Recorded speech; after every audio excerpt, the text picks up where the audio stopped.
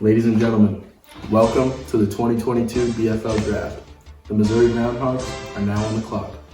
The Missouri Groundhogs are once again, feels like they are every single year, back on the clock with the first overall pick. And if you're Missouri here, I think you're in a place with this team where you haven't really been with the other two first overall picks. And I think that Missouri can't really do any wrong here. You need everything. You need youth. You need leadership. So, I mean, really, there's positives with anyone they can take here with this first overall pick. And I'm getting word here that the pick is in, so we'll see what direction Missouri's choosing to go in. With the first overall pick in the 2022 BFL Draft, the Missouri Groundhogs select Calvin Steele, quarterback, Clemson. I mean, wow, not really much to say here. They go with the surprise pick, Calvin Steele, and this is a player who can really do it all. I mean, you see it in the fact that multi-sport athlete, avid fisherman, avid dirt biker, golfer even, and we're going to see how that translates to the BFL field. Missouri really values team chemistry, and this is no exception. Former player Mason Steele is his brother. They have a very tight relationship, and we're going to see what Calvin can do on the field this season. No, it's been a long journey to get here. I'm kind of feeling a little bit overwhelmed. I don't really know what to say or how to feel, but all I can say is thank you, God. I know you're with me, and I'm just blessed. I'm really, truly blessed to be in this position, and I hope to provide for my team and for my community and for everybody back at home who supported me to get here. You know, I'm just truly blessed. Thank you, God. I picked that little black guy. He great player for it. It's crazy. He runs for it too. With the second overall pick in the 2022 BFL Draft, the Seattle Sea Monsters select Jack Richberg, wide receiver, UConn. So Richberg's off the board here with the second overall pick in the draft, and my first impression here is they reached. Taking him at number 2, I don't think he's the second most talented player in this draft class, and I do like the versatility out of Mr. Richberg. You know, he can do a lot of things, nothing particularly well. There's not a lot of film out there on him, but Seattle has their guy with the second overall pick. All right, everybody. With the third overall pick, my very own Omaha Sharks are selecting Nolan Shea, running back, Alabama. Nolan Shea is off the board here at number 3, and this is an excellent pick for Omaha, who's struggled in the draft in past years. We see him beating Max DeStito, Defensive Player of the Year last year here on a few routes. This play coming up here, I mean, he gets a lot of separation. I think that's the quarterback's fault, really, and then he rushes in for the touchdown. This is all against San Antonio, who's a great team. I think you can build an offense around Nolan Shea, and I think Omaha made an excellent pick here. Omaha is actually going to be back on the clock here with back-to-back picks. Because of what went down in the 2020 draft with the whole Seth Bofa situation, I believe that was also with the 4th overall pick. But because of what went down there, they did end up with Colorado's first-round pick this year. So the pick is in. We'll see who they take. All right, everybody. My very own Omaha Sharks have 2 back-to-back picks. And with the 4th overall pick in the BFL Draft, the Omaha Sharks are selecting Colin Zauk, wide receiver / cornerback, Alabama.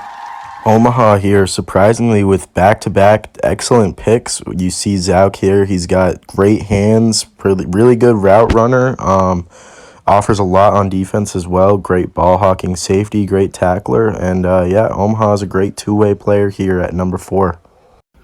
With the 5th overall pick in the 2022 BFL Draft, the Buffalo Bandits are proud to select Colby Gallipo, wide receiver, Oklahoma. Pretty surprising pick here for Buffalo. I don't think many people saw this coming, but they go with the raw athletic prospect of Colby Gallipo.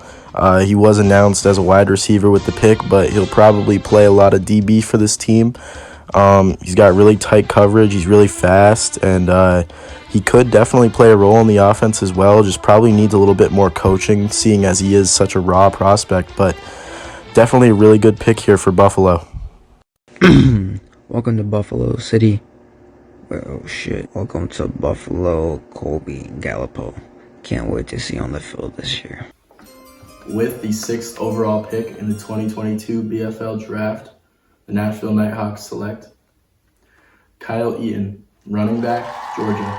Not much information and no film on Mr. Eaton, but he sounds like he's a really good athlete, which is kind of the mold that a lot of Nashville players fit. They're just very athletic, quick guys, and sounds like Eaton really fits the mold of their team. And hopefully he'll play a big role for them. They did not have a very good year last year. They went 4-12 and were eliminated by BN Elite in the playoffs. So Colorado is on the clock now. They did acquire this pick from the San Francisco Chimps back when they were the Brooklyn Backwoods in 2020, owned by Mason Steele. In that big blockbuster Jared Anderson trade, they did end up acquiring this pick. And I'm hearing the pick is in, so we're going to go down to the commissioner and see who they pick here. With the 7th overall pick in the 2022 BFL Draft, the Colorado Crusaders select Owen Tenda, running back, Wisconsin. So with this 7th overall pick here, Colorado is welcoming back a familiar face, Mr. Owen Tenda, former team captain, co-captain with Riley Kloss on this Colorado team back in their 2019 Super Bowl run.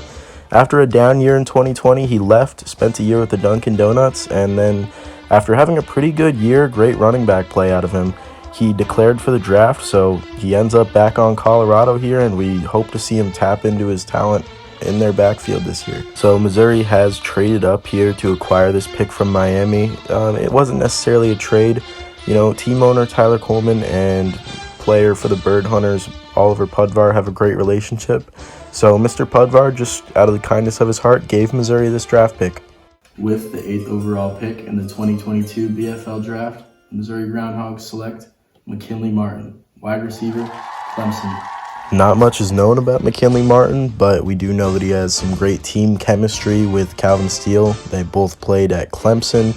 And like I said earlier with their 1st overall pick, Missouri can't really do any wrong. They kind of need everything.